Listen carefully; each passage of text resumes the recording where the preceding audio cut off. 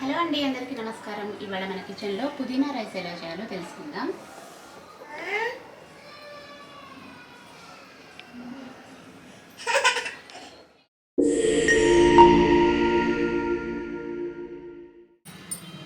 ముందు బియ్యం కడిగి నానబెట్టుకుందాం. బాస్మతి బియ్యం తీసుకున్నాను, ఒక గ్లాసు.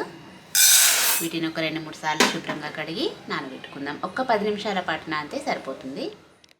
బియ్యం ఇలా ఒక 2-3 సార్లు శుభ్రంగా కడుక్కున్నాం కదా. ఇప్పుడు అన్నం ఉడకడానికి సరిపడని నీళ్లు పోసుకుందాం. నార్మల్ బియ్యానికి అయితే ఒక గ్లాస్ బియ్యానికి 2 గ్లాసుల నీళ్లు పడతాయి కదా. బాస్మతికి అయితే ఒక గ్లాస్కి 1.5 గ్లాసు నీళ్ళే పడతాయి. మనం ఏ గ్లాస్తో అయితే బియ్యం తీసుకున్నామో దాంతోనే 1.5 గ్లాస్ నీళ్లు పోసుకుందాం. అరకి కొద్దిగా తక్కువ పోసుకుంటున్నాను. నేను నానబెట్టుకుంటాను కాబట్టి కొంచెం తక్కువే పోసుకున్నాను. ఇప్పుడు వీటిని ఒక 10 నిమిషాల పాటు నానబెట్టుకుందాం. బియ్యం నానేలోపుగా మనం మసాలా పేస్ట్ తయారు చేసుకుందాం. కరెక్ట్గా ఒక గుప్పెడు పుదీనా తీసుకున్నాను. ఒక గ్లాస్ బియ్యానికి గుప్పెడు పుదీనా తీసుకున్నాను. దీన్ని కడిగి మిక్సీ పట్టుకుందాం. ఇందులోనే నేను ఒక 2 పచ్చిమిర్చి కూడా వేసుకొని మిక్సీ పట్టుకుంటున్నాను. బియ్యం కూడా ఒక 10 నిమిషాల పాటు నానాయి కదా. ఇప్పుడు అన్నం వండుకుందాం.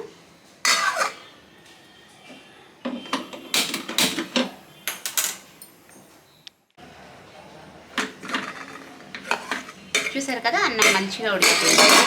మరీ పలుకుగా కాకుండా మరీ మెత్తగా కాకుండా కరెక్ట్గా ఉడికిపోయింది.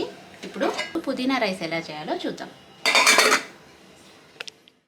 ఇప్పుడు ఒక కడాయి పెట్టుకొని కడాయి వేడెక్కిన తర్వాత నెయ్యి వేసుకుంటున్నాను. నేను నూనెకి బదులుగా నెయ్యి వేసుకుంటున్నాను. నెయ్యి మంచిగా వేడెక్కిన తర్వాత జీడిపప్పు, యాలకులు, బగారా ఆకు, దాల్చిన చెక్క, లవంగాలు ఇవి వేసుకుందాం.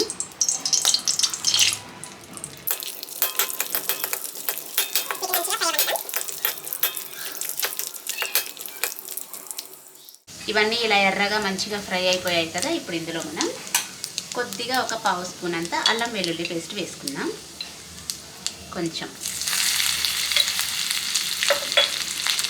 ఇప్పుడు ఇందులో మనం మిక్సీ పట్టుకున్న పుదీనా, పచ్చిమిర్చి మిక్సీ పట్టుకున్నాం కదా, ఆ పేస్ట్ వేసుకుందాం.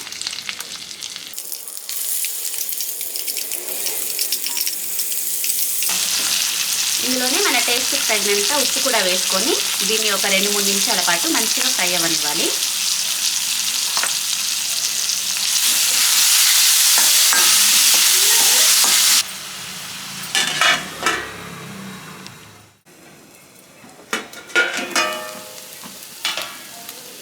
పుదీనా పేస్ట్ ఇలా మంచిగా ఫ్రై అయిపోయింది కదా. ఇప్పుడు ఇందులో మనం వండి పెట్టుకున్నాం కదా అన్నం వేసుకుందాం.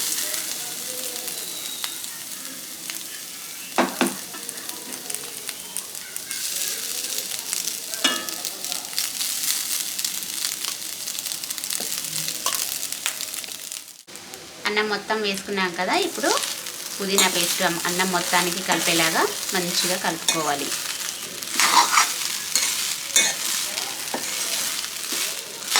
అప్పటప్పుడు అన్నం వండుకొని చేసుకోవాలనే ఏం లేదు. మన ఇంట్లో అన్నం మిగిలిపోయినా కానీ ఇలా పుదీనా రైస్ చేసుకోవచ్చు. చాలా టేస్ట్ ఉంటుంది. లంచ్ బాక్స్లకు కూడా చాలా బాగుంటుంది.